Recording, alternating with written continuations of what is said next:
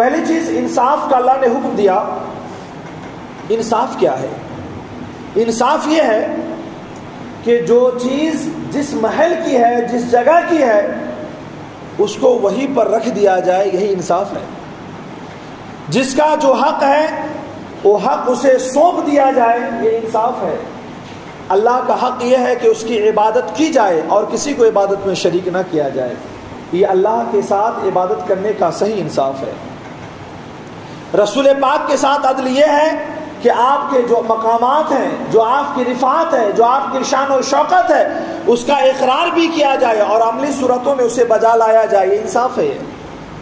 ماں باپ کا ایک حد مقرر کیا گیا، ایک حقوق مقرر کیے گئے، اسے بجا لایا جائے، یہ بھی انصاف ہے. تھوڑا آواز کم کرو، اس کو آواز کم کرو، آپ جا کم کرو، یہ جو بیچ میں جھٹکے لے رہا ہے تھوڑا اس کو کم کیجیے. درود پاک پڑھیں. اللہم صلی علی سیدنا و شفیعنا و نبینا و مولانا محمد بارک وسلم صلاۃ و سلام علیک یا سیدی یا حبیبی یا رسول اللہ صلی اللہ تعالی علیہ وسلم. گویا کہ عدل یہ ہے کہ جو چیز جس محل کی ہے، جس جگہ کی ہے، اسے وہاں پر رکھ دیا جائے، یہ انصاف ہے. جس کا جو حق ہے اسے حقوق ادا کر دیے جائیں، یہ انصاف ہے. اسلام کی بعثت کا ایک بنیادی مقصد یہی تھا کہ زمانے میں انصاف قائم کیا جائے، زمانے میں انصاف کا نظام قائم کیا جائے. چونکہ زمانے میں اگر شورش پیدا ہوتی ہے، بغاوتیں پیدا ہوتی ہے، لڑائی جھگڑے پیدا ہوتے ہیں، قتل و غارت گیری پیدا ہوتی ہے، تو اس کی بنیادی وجہ یہ ہوتی ہے کہ وہاں پر انصاف نہیں ہوتا ہے.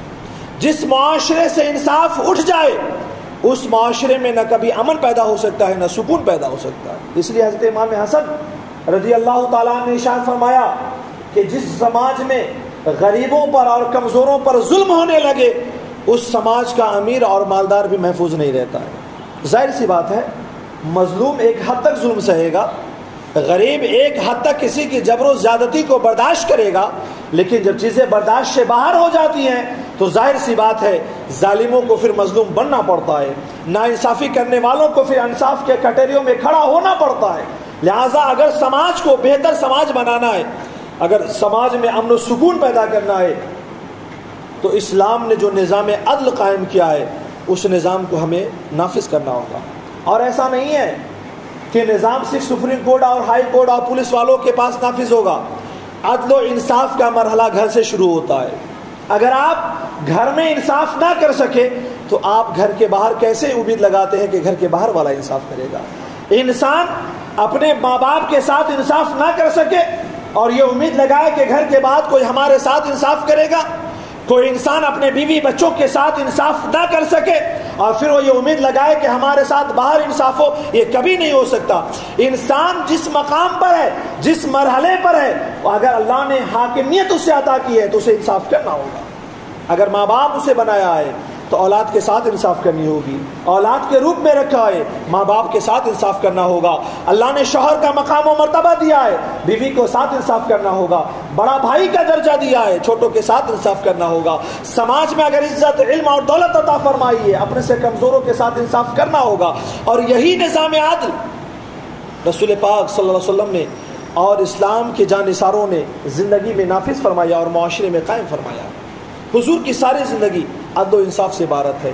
پورے اسلام کا نظام حکومت آپ دیکھ لیں، انصاف سے عبارت ہے. آج اگر امن و سکون غارت ہو چکا ہے تو بنیادی وجہ یہی ہے کہ ہم گھر سے لے کر گھر کے باہر تک ہم انصاف کرنے سے آج دور ہو چکے ہیں اور عاجز ہو چکے ہیں. نبی پاک علیہ الصلوۃ والسلام، دیکھیے قرآن صرف حکم دیتا ہے، بس قرآن عمل نہیں بتاتا ہے. لیکن قرآن کے حکم کو عملی صورت میں کیسے ڈھالنا ہے یہ نبی کی سیرت سے پتہ چلتا ہے. ورنہ کوئی 4 رکعت نماز قرآن کے طریقے سے پڑھ کے نہیں بتا سکتا ہے. ورنہ قرآن کہتا ہے قیام کرو، کرنا کیسے نبی کی سیرت بتائے گی. قرآن کہتا ہے رکوع کرو، مگر قرآن یہ نہیں بتاتا ہے رکوع کیسے کرو. رکوع کیسے کرنا ہے نبی کی سیرت کی طرف رجوع ہونا پڑے گا. قرآن کہتا ہے سجدہ کرو، مگر کیسے کرو قرآن خاموش ہے. اگر اسے کرنے کا طریقہ ہمیں معلوم کرنا ہے تو نبی کی سیرت سے رجوع کرنا ہے. زندگی کے سارے اعمال کو آپ دیکھ لیں، قرآن قول کی حد تک ہے. قرآن کہتا ہے یہ کرو، مگر قرآن یہ نہیں کہتا ہے کیسے کرو. کرنا کیسے ہے یہ نبی کی ذات بتاتی ہے، یہ نبی کا انصاف بتاتا ہے، یہ نبی کا عمل بتاتا ہے. اور عدل و انصاف کا بھی جو مرحلہ ہے یہ نبی پاک صلی اللہ علیہ وسلم کی سیرتوں سے پتہ چلتا ہے. اور ایسا نہیں ہے کہ حضور نے جب نبوت کا اعلان فرمایا تب آپ نے یہ ساری زندگی اپنے عملی زندگی میں نافذ فرمائی، بلکہ ہمارے حضور تو پیدا ہوتے ہوئے نبی ہیں، اور آپ اعلان نبوت سے پہلے حضور کی زندگی کو دیکھیں تو بھی حضور کا ہر عمل انصاف پہ مبنی ہے، عدل پہ مبنی ہے، بہتر سماج پہ مبنی ہے، اور جب نبوت کا اعلان فرما دیا تو ساری زندگی کا حصہ تو اسلام اور عدل اور مساوات پہ ہی مبنی ہے۔ حضرت دائی حلیمہ فرماتی ہے کہ جب میں نے دودھ پلانے کے لیے محمد عربی صلی اللہ علیہ وسلم کو لیا تو میرے گود میں میرے صاحبزادے بھی تھے۔ عالم یہ تھا کہ نبی پاک علیہ الصلوۃ والسلام کا انصاف دیکھیں کہ آپ سینے کے ایک طرف دودھ پیتے تھے تو دوسری طرف چھوڑ دیا کرتے تھے۔ آپ نبی پاک صلی اللہ علیہ وسلم کی زندگی کو دیکھیں کہ آپ گود میں بھی ہے تو انصاف فرما رہے ہیں کہ اپنے بھائی کا حق ہم نہ استعمال کر لیں، کیونکہ ماں اپنے بچے کو کم پلا سکتی ہے، جسے گود لیا ہے مزدوری پہ رکھا ہے اس کا خیال زیادہ رکھنا پڑتا ہے۔ آپ دیکھیں کہ کعبہ کی تعمیر حضور کے اعلان نبوت کے پہلے کا مرحلہ ہے۔ کعبہ کی تعمیر کا مرحلہ آیا، سارے قبیلے اور خاندان والوں نے اپنی متعین کردہ دیوار کے حصوں کی تعمیر کر دی ہے، مگر جب بات آئی ہے حجر اسود کے نافذ کرنے کی، حجر اسود کو لگانے کی، تو ہر قبیلے اور ہر خاندان والے نے اپنے ہاتھوں میں تلواریں لے کر کھڑے ہو گئے کہ ہم حجر اسود کو قائم کریں گے، ہم حجر اسود کو کعبۃ اللہ کی دیوار سے لگائیں گے۔ آخر میں فیصلہ یہ ہوتا ہے کہ کل صبح جو حتیم کعبہ کے پاس سب سے پہلے موجود ہوں گے یا تو وہ لگائیں گے یا ان کے انصاف اور فیصلے کو قبول کیا جائے گا۔ سب سے پہلے صبح حتیم کعبہ میں جو موجود ہوتے ہیں وہ نبی کریم علیہ الصلوۃ والسلام کی ذات ہے۔ یہ اعلان نبوت سے پہلے کا مرحلہ ہے۔ آپ دیکھیں کہ اگر حضور چاہتے تو تنہا چاہتے تو حجر اسود کو کعبۃ اللہ کی دیوار سے لگا دیتے یا کسی ایک قبیلے کے افراد کے حق میں فیصلہ دے دیتے، مگر میرے مصطفیٰ چادر مبارک بچھاتے ہیں، حجر اسود کو اس میں ڈالتے ہیں اور فرماتے ہیں کہ سب کے سب گوشوں کو پکڑ لو تاکہ اس کے نافذ کرنے میں تمام قبیلہ شریک ہو جائے۔ یہ عدل ہے، یہ انصاف ہے کہ کسی کو محروم نہ رکھا جائے، سبوں کو اس کا حق دیا جائے۔ یہ نبی پاک علیہ الصلوۃ والسلام کی سیرتوں سے ہمیں پتہ چلتا ہے۔ اور پھر اعلان نبوت کے بعد کے مرحلوں کو دیکھ لیں، یہ عدل کو جس طرح سے حضور نے قائم کیا، دیکھیے اسلام کا ایک واضح مرحلہ ہے۔ حضور نے واضح اعلان فرما دیا، لا فضل للعربی علی العجمی ولا فضل للعجمی علی العربی ولا الاسود علی الابیض ولا الابیض علی الاسود الا التقوی۔ حضور نے فرمایا سنو، کسی عربی کو کسی عجمی پہ فضیلت حاصل نہیں ہے، کسی عجمی کو کسی عربی پہ فضیلت حاصل نہیں ہے، کسی کالے کو کسی گورے پر فضیلت حاصل نہیں ہے، کسی گورے کو کسی کالے پر فضیلت حاصل نہیں ہے۔ فضیلت صرف اسے حاصل ہے جو اللہ کے نزدیک تقوی والا ہے۔ سبوں کو اسلام نے عدل سے قائم کیا، انصاف قائم کیا۔ حقیقت یہ ہے کہ زمانے میں اسلام نے جو عدل اور انصاف اور مساوات قائم کیے ہیں اس زمانے میں دنیا کا کوئی مذہب قائم نہیں کر سکتا ہے۔ بڑا آیا تو اسے بھی وہی جگہ ملے گی جہاں پر چھوٹے کو ملی ہے جگہ، امیر کو وہی جگہ ملے گی جہاں پر غریب کو ملی ہے جگہ، چاہے مسجد کا مرحلہ ہے، چاہے کعبۃ اللہ کا طواف کا مرحلہ ہے۔ کہیں پر اسلام نے یہ نہ رکھا کہ امیروں کو آگے اور غریبوں کو پیچھے کیا جائے، اچھوں کو آگے اور جو ہے بروں کو پیچھے ٹھہرایا جائے۔ سب کے لیے صفیں بچھا دی گئی اور کہا گیا کہ اللہ سب سے بڑا ہے، سبوں کے اس کے سامنے سب بڑے برابر ہیں۔ یہ عدل کا نظام دیا ہے، یہ انصاف کا مرحلہ دیا ہے۔ اور پھر حضور نبی کریم علیہ الصلوۃ والسلام نے اپنی زندگی میں ان ساری چیزوں کو نافذ کر کے بتایا کہ عدل کیا ہے، انصاف کیا ہے۔ کسی کے ساتھ آپ نے امتیاز نہیں برتا کہ کوئی حقیر ہے تو اس کا حق اسے نہ دیا جائے، جیسے پہلے زمانے میں ہوتا تھا کہ کوئی قانون ہو تو غریبوں پر نافذ کیا جاتا تھا، مالداروں سے اٹھا لیا جاتا تھا۔ جنگ بدر کا مرحلہ ہے، مسلمان بڑی تنگی کی زندگی میں ہے، کہیں سفر بھی کر رہے ہیں جنگ کے لیے تو عالم یہ ہے کہ ایک ایک سواری پہ دو کو سوار ہو کے جانا ہے اور تیسرا لگام کو تھاما ہوگا۔ عالم یہ ہے کہ حضور جس اونٹنی پہ سوار ہو رہے ہیں اس پر حضرت علی رضی اللہ تعالیٰ عنہ ہے اور حضرت ابو دردہ ہے۔ عالم یہ ہے کہ دو سوار ہوں گے، تیسرا لگام کو تھاما ہوگا۔ آقائے کائنات سوار ہوئے ہیں، حضرت علی لگام کو تھام رہے ہیں، کبھی حضرت ابو دردہ لگام کو تھام رہے ہیں۔ وقت آیا کہ سیدنا علی رضی اللہ تعالیٰ عنہ سوار ہوئے ہیں، حضرت ابو دردہ سوار ہوئے ہیں، آقائے کائنات اتر کر کے اونٹنی کے لگام کو تھام لیتے ہیں، مولا کائنات فرماتے ہیں یا رسول اللہ میں اپنی آپ کی باری کو میں قبول فرماتا ہوں، یا رسول اللہ آپ سوار ہو جائیں میں لگام تھامتا ہوں۔ آقائے کائنات فرماتے ہیں علی ایسا نہ ہوگا، کسی کے حق کو نہ مارا جائے گا، تم سوار ہو جاؤ، محمد عربی لگام کو تھامیں گے اور لے کر کے چلیں گے۔ آقائے کائنات نے اپنی زندگی میں یہ انصاف کر کے بتایا، یہ صورتحال بتائی کہ جب باری اپنی آئے تو ہی سوار ہو، جب باری آئے لگام تھامنے کی تو تمہیں لگام تھامنا ہے، سوار ہو کر نہیں جانا ہے۔ یہی عملی زندگی کا نمونہ تھا، یہی عدل و انصاف کا مرحلہ تھا جس نے اسلام کی برتری کو منوایا، جس نے زمانے میں عدل و انصاف کو قائم فرمایا۔ ورنہ تو عالم یہی ہے کہ یہی جنگ بدر کا مرحلہ ہے، اور آقا کائنات صلی اللہ تعالی علیہ وسلم صحابہ کی صفوں کو سیدھا فرما رہے ہیں۔ ایک صحابی رسول ہیں جو صف میں سیدھے قائم ٹھہر نہیں پا رہے ہیں، کبھی ادھر ہو جا رہے ہیں تو کبھی ادھر ہو جا رہے ہیں۔ میرے آقا کائنات نے اپنے عصا مبارک سے اس کے بغل میں یا اس کی کوکھ میں اللہ کے رسول نے کچوکے لگائے، یعنی اللہ کے رسول نے ڈنڈے چبھائے کہ تمہیں بار بار کہہ رہا ہوں مگر تم سیدھے صفوں میں کھڑے نہیں ہو رہے ہو، صفوں میں سیدھے کھڑے ہو جاؤ۔ وقت گزر گیا، مرحلہ گزر گیا، جب آقا کائنات صلی اللہ علیہ وسلم کا آخری وقت آیا اور جب ایام علالت حضور پہ نافذ ہوئے تو آقا کائنات نے فرمایا کہ سنو، میں نے سبوں کے حقوق ادا کر دیے ہیں، پھر بھی اگر میرے اوپر کسی کا حق باقی ہو تو اپنا حق لے سکتا ہے، وہ اپنا بدلہ لے سکتا ہے۔ وہ صحابی رسول کھڑے ہوتے ہیں، یہ آپ بتائیں کہ کس کے اندر ہمت تھی کہ رسول پاک سے بدلہ لیتا، اور کون ایسا تھا ہی کہ جس کا حق رسول پاک پر باقی رہ جائے؟ کوئی ایسا بندہ نہیں تھا، مگر وہ صحابی رسول کھڑے ہوتے ہیں، فرماتے ہیں یا رسول اللہ میں اپنا بدلہ لینا چاہتا ہوں۔ کہا کیا بدلہ لینا چاہتے ہو؟ کہا جنگ بدر کا موقع ہے، یا رسول اللہ آپ نے اپنے ڈنڈے سے جو کچوکے لگائے تھے مجھے تکلیف پہنچی تھی، یا رسول اللہ وہ میں کچوکا آپ کو بھی لگانا چاہتا ہوں، وہ ضرب آپ کو بھی لگانا چاہتا ہوں۔ میرے آقا کائنات کھڑے ہو گئے، فرمایا آؤ اور تم اپنا بدلہ لے لو۔ آپ اندازہ لگائیں کہ کوئی رسول سے بدلہ لے، صحابہ کے اوپر کیا باتیں گزری ہوگی، مگر آقا کائنات کھڑے ہو گئے ہیں۔ ٹھیک ہے، اگر یہی انصاف ہے، یہی تو انصاف بتانا ہے کہ بات اپنی آئے تو منوا مت لو، دے دو، انصاف جس کا حق ہے اسے دے دیا جائے۔ آقا کائنات جب کھڑے ہو گئے تو صحابی رسول فرماتے ہیں یا رسول اللہ بدلہ تو لینا چاہتا ہوں مگر ایسے نہیں، جس حال میں میں تھا اس حال میں بدلہ لینا چاہتا ہوں کہ یا رسول اللہ جب آپ نے مجھے ضرب لگائی تھی، مجھے کچوکے لگایا تھا، میرے بدن پہ کوئی لباس نہیں تھا، میں چاہتا ہوں یا رسول اللہ آپ بھی اپنا لباس اتار لیں، آپ بھی جو ہے اوپر کے حصے سے برہنہ ہو جائیں۔ اللہ کے رسول نے اپنا لباس اتار دیا ہے۔ حضور کا لباس اتارنا تھا کہ اس صحابی رسول آ کر کے اللہ کے جسم سے چمٹ جاتے ہیں۔ فرماتے یا رسول اللہ خدا کی قسم بدلہ لینا مقصود نہیں تھا، بلکہ آپ کے بدن سے اپنے بدن کو لگا کر کے عذاب دوزخ سے خود کو محفوظ رکھنا تھا۔ اور یا رسول اللہ مہر نبوت جو آپ کے کاندھے پر دیا ہے اللہ نے، میں اسے بوسہ لینا چاہتا تھا، بدلہ لینا مقصود نہیں تھا۔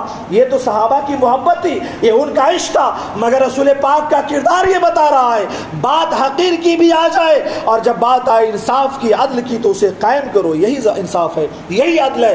جب بڑا انصاف قائم کرتا ہے، عدل قائم کرتا ہے، تب معاشرے میں سکون پیدا ہوتا ہے، تب جا کر کے معاشرے میں امن پیدا ہوتا ہے۔ آج صورتحال یہ ہے کہ آج معاشرے میں جو امن قائم نہیں ہے اس کی وجہ یہ ہے کہ بحیثیت باپ ہم اولاد کے ساتھ انصاف کرنے سے عاجز ہیں، بحیثیت اولاد اپنے ماں باپ کے ساتھ انصاف کرنے سے عاجز ہیں، بحیثیت بڑے چھوٹوں سے انصاف کرنے سے عاجز ہیں، بحیثیت چھوٹا بڑوں سے انصاف کرنے سے عاجز ہیں۔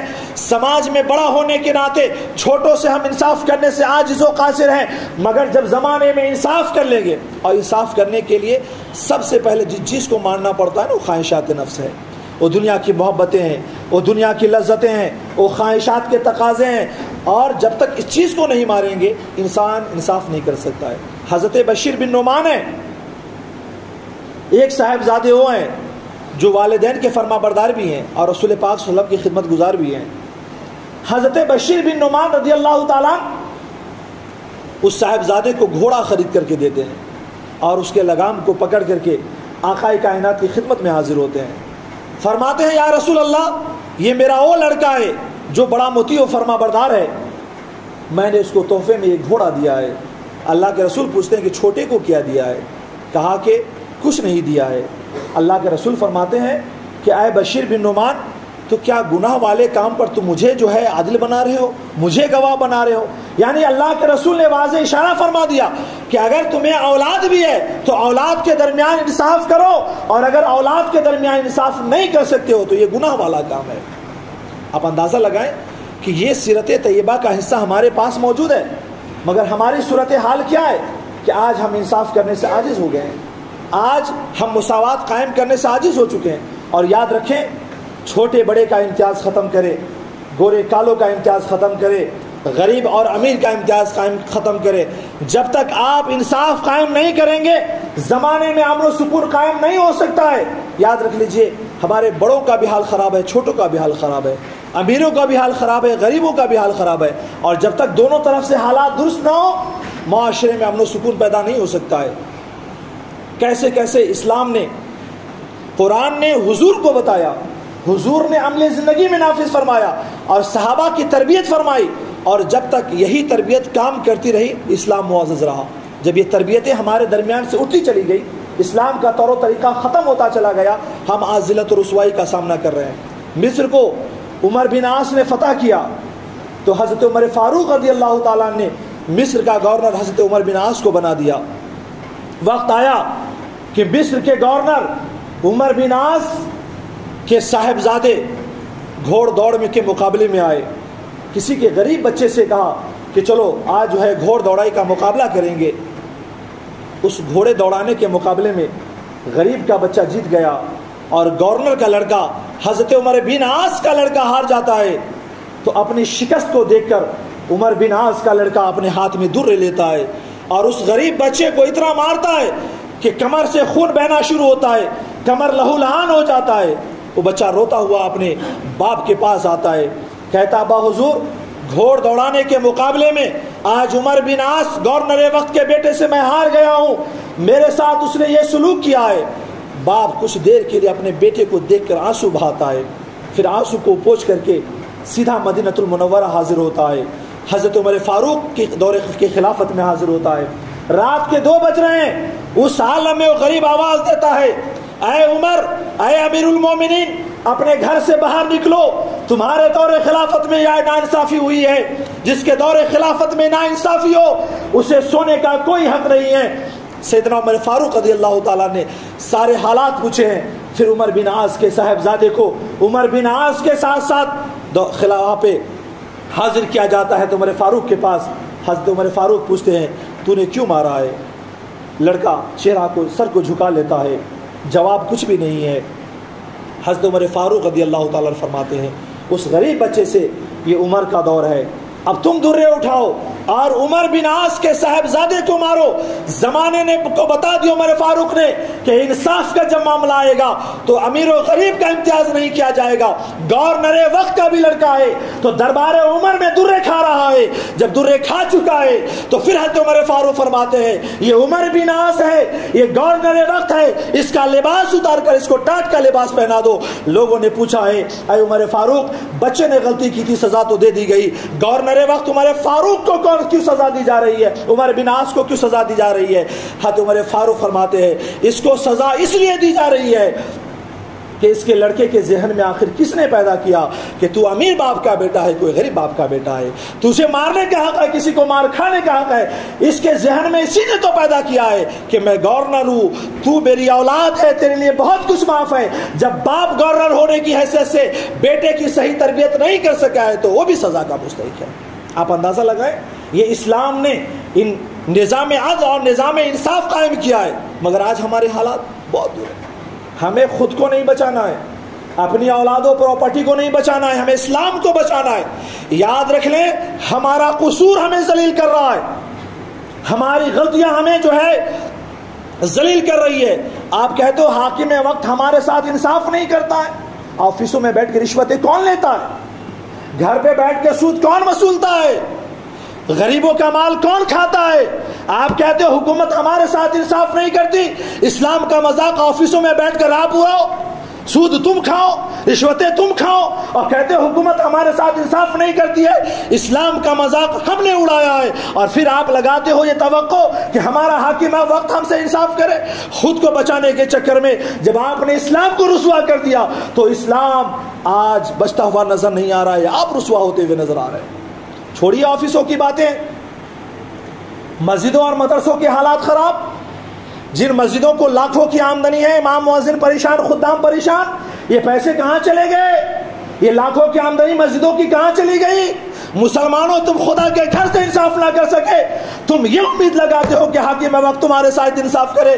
اسلام تمہارے ہاتھوں رسوا ہو رہا ہے، اسلام کا قانون تمہارے ہاتھوں ذلیل ہو رہا ہے، اسلام تمہارے ہاتھوں پسپا ہو رہا ہے۔ تم کہتے ہو کہ حاکم وقت انصاف نہیں کر پا رہا ہے، تم انصاف نہیں کر پا رہے ہو، اسلام تمہارے ہاتھوں رسوا ہو رہا ہے، اسلام کے قانون کا مذاق تمہارے ہاتھوں ہو رہا ہے۔ جب تک تم آفسوں میں بیٹھ کر رشوت اور سود کھاتے رہو گے، اللہ کے گھر کی دولتوں کو حرام کمائی میں لگاتے رہو گے، یاد رکھو تم کبھی بھی سربلندی کی زندگی نہیں جی سکتے ہو۔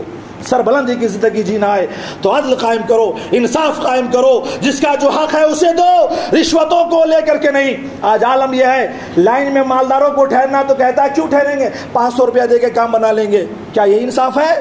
کیا یہی ہے؟ غریبوں تمہارا بھی معاملہ یہ ہے کہ تم بھی امید لگاتے ہو کوئی 500 دے تو پیچھے کھسک جائیں گے، آگے لائن میں اس کو بڑھا دیں گے۔ نہ، آپ اس بات کو یاد رکھیں، غریب بھی ڈر جائیں اسلام کے لیے، مالدار بھی ڈر جائیں، تب اسلام سربلند ہوگا۔ غسان کا بادشاہ کعبۃ اللہ کے طواف کے لیے آیا ہوا ہے، اور غسان کے بادشاہ کے لمبے جوبے پر کسی غریب کا پاؤں پڑ گیا ہے۔ غسان کا بادشاہ پلٹتا ہے اور ایک تماچا رسید کرتا ہے۔ وہ غریب عمر فاروق رضی اللہ تعالیٰ کی خدمت میں حاضر ہوتا ہے، فرماتا ہے عمر تیرا دور خلافت ہے، غسان کے بادشاہ کے جوبے پہ میرا پاؤں پڑ گیا ہے، اس نے مجھے تماچا رسید کر دیا۔ غسان کے بادشاہ کو دربار عمر میں حاضر کیا جاتا ہے، پوچھا جاتا ہے کیوں تو نے تماچا رسید کیا؟ کہا میرے جوبے پہ اس نے پاؤں رکھ دیا تھا۔ عمر فاروق فرماتے ہیں جوبہ چھوٹا سلانا چاہیے تھا، بڑا کیوں سلایا؟ اور اگر بڑا ہی سلا لیا تھا تو سمیٹ کر طواف کرنا چاہیے تھا۔ تیرے جوبے پہ پاؤں کسی نے رکھ دیا تو تیرا یہ حق نہیں بنتا ہے کہ بادشاہ ہونے کی حیثیت سے تو کسی کو تماچا رسید کرے۔ چل نکل جا، آج رات بھر میں اس غریب کو منا لے، ورنہ اسی کعبۃ اللہ کے سائے میں تو بھی تماچا کھانے کے لیے تیار ہو جا۔ غسان کا بادشاہ باہر نکلتا ہے، اس غریب کی رات بھر عاجزی کرتا ہے، معاف کر دو، معاف کر دو۔ غریب بھی کھڑا ہو کے کہتا ہے کہ سنو، معاف نہیں کر سکتا، اگر میں نے آج معاف کر دیا تو تیرا حوصلہ بڑھ جائے گا، تو کل کسی غریب کو اور تماچے لگائے گا۔ سن، تو اپنی بادشاہ ساری میرے قدموں میں بھی ڈال دے تو میں نہیں مانوں گا۔ اسلام کا جو نظام عدل و انصاف ہے میں اسے قائم کر کے دکھاؤں گا۔ کل ہو کر کے وقت آتا ہے جب وہ غریب نہ مانا ہے تو اب باری آ گئی ہے غسان کے بادشاہ کی، اسے بھی کعبۃ اللہ کے سائے میں تماچا کھانا ہے۔ یہ اسلام کا نظام عدل و انصاف ہے۔ حضرت عمر فاروق کو معلوم پڑتا ہے کہ وہ بادشاہ راتوں رات بھاگ گیا ہے اور جا کر کے عیسائی دھرم کو قبول کر لیا ہے۔ لوگوں نے سیدنا عمر فاروق سے کہا کہ حضور ایسے شخص کو ضائع کر دیا، تو حضرت عمر فاروق فرماتے ہیں اسلام کے ضائع ہو جانے سے بہتر ہے اس کا ضائع ہو جانا، وہ میرے لیے اہم نہیں ہے، میرے لیے اسلام کا قانون اہم ہے، اور اسلام کے قانون کو بچانے کے لیے اگر ایسے ہزاروں افراد ضائع ہو جائے تو مجھے کوئی فرق نہیں پڑتا۔ یہ اسلام کا نظام عدل ہے۔